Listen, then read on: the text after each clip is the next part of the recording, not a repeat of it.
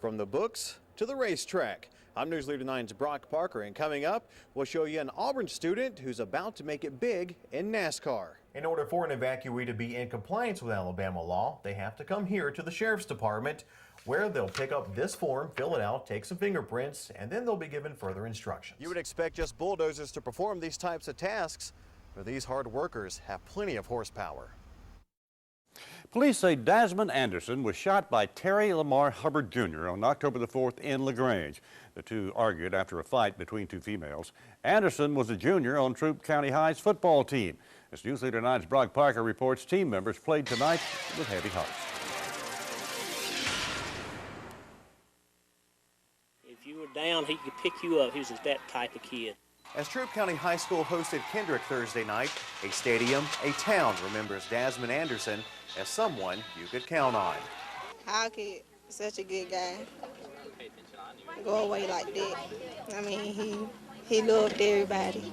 A moment of silence fell over the crowd before the game, each fan remembering how much Anderson meant to the community.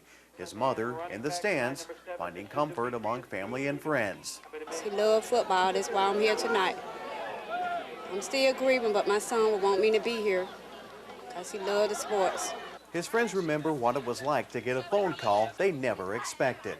It was like, he's gone, and I don't know. It just took a minute for it to sink in for me because I was shocked. I couldn't believe it. Desmond's friends and teachers have nothing but positive things to say about the young man, and they say the next day in school, you could hear a pin drop. It was extremely quiet all day long. All the classes were in shock. Teammates on the sideline remember number 5 as a great player, but most of all, a devoted friend. And LaGrange will remember Anderson as a young man who left too soon. Together, we'll make it as a team, and it's a whole community.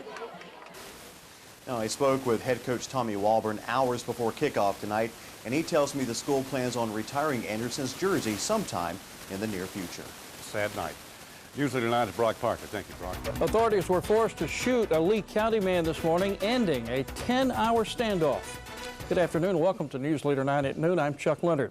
Charles Walden was finally taken into custody around 6:30 this morning near his home on Lee Road 621. The armed standoff began last night, shortly before 9 o'clock, when deputies tried to arrest Walden for menacing.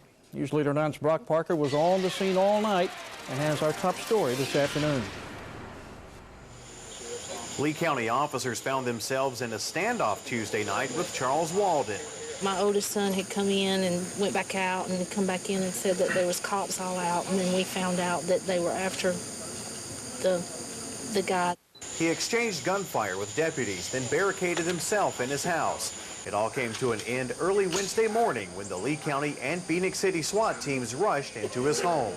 We were unable to locate him in the residence. We did see some signs of some blood that was inside the residence. We went back to continue the search, and he was spotted shortly thereafter coming from a wooded area near his home. So what's going on? From what I understand, he's down there, but they haven't got him yet, but he does have a weapon. That's when shots rang out when Walden wouldn't surrender. He refused. At one point, we continued to talk, and finally we did have to fire at the subject. Walden was alert when he was carried away to East Alabama Medical Center, and for these families, it's finally time to rest. Been at work all day yesterday, and having to come here and wait to go home. It's been a long time. Brock Parker, WTVM News Leader 9. Brock says one deputy was hurt when he jumped through a window to avoid gunfire. He is resting at home. It is unclear what charges will now be brought against Charles Walden. It appears his injuries are not life-threatening. SWAT teams from across Alabama have been competing in different events this week. The team from Lee County has been near the top of the standings. And today was the final event in Shelby County, which is near Birmingham. News Leader 9's Brock Parker was there and has more from our East Alabama newsroom today. Hey, Brock.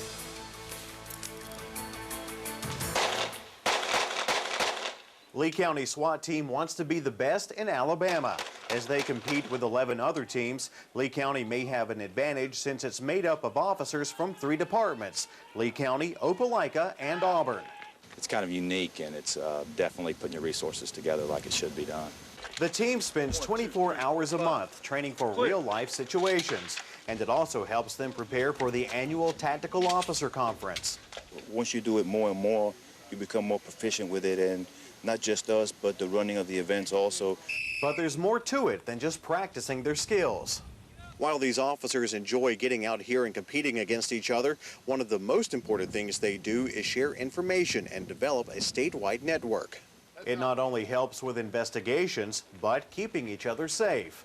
They share ideas, they see what kind of equipment other guys are using, they can ask that guy, hey, does this work, does that work?